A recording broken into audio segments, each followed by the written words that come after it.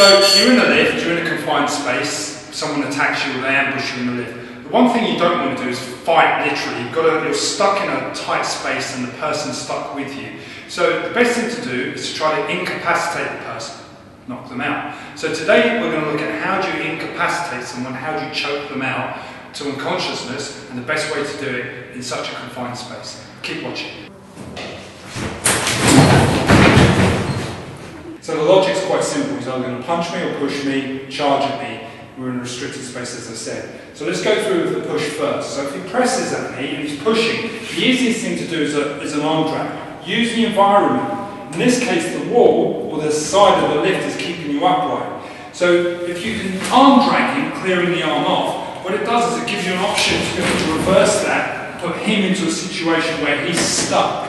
From here you can apply whatever technique you like. You can elbow him, you can hit him, punch him, knee him, you can do whatever you like, but you've got a measure of control.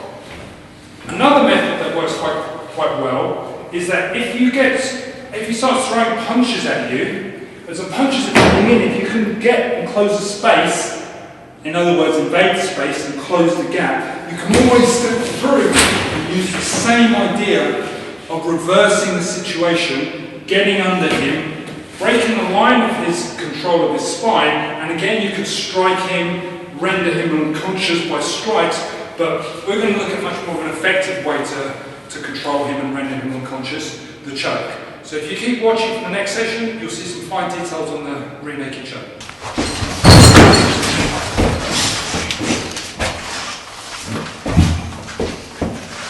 There's a couple of things you need to get right to be able to choke someone safely. And I mean safely for the other person, not just for me, because obviously I don't want to go to prison. So what we're going to do is we're going to go through that. So the choke is really essential. Obviously once you've broken the guy's posture, and we're looking at a standing choke, is that you run the hand down the artery as tight as you can. And the key thing here is that by breaking his posture, notice how I broke his posture down, is that I wrap the forearm around, making sure that the point of the elbow is in line with his chin. I don't want to be like this because this is on his windpipe. What I want to do is close one artery and squeeze the other artery. By connecting my elbows together, I'm essentially hiding and hiding my elbow. I'm essentially making it really difficult because I'm triangling my arms. So if I squeeze and I pull up, gently, he'll feel the pressure on both his carotid arteries, which leads to him blacking or passing out. Now, to do this safely, you have to, and I have to say this again and again and again, make sure that the chin is in line with the elbow and you're pulling the arm up as tight as you can and closing the elbows.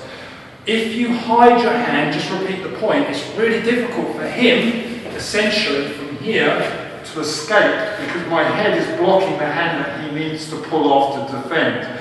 If, however, he manages to get it off, I can still open, swing around to the other side, and apply the choke on the other side. So there's a game of cat and mouse where we can keep that going.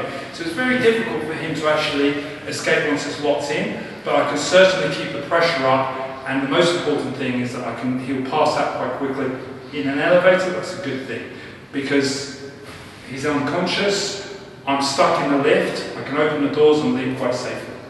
Hopefully you've enjoyed this. Keep watching for some more of our videos. Thanks for watching.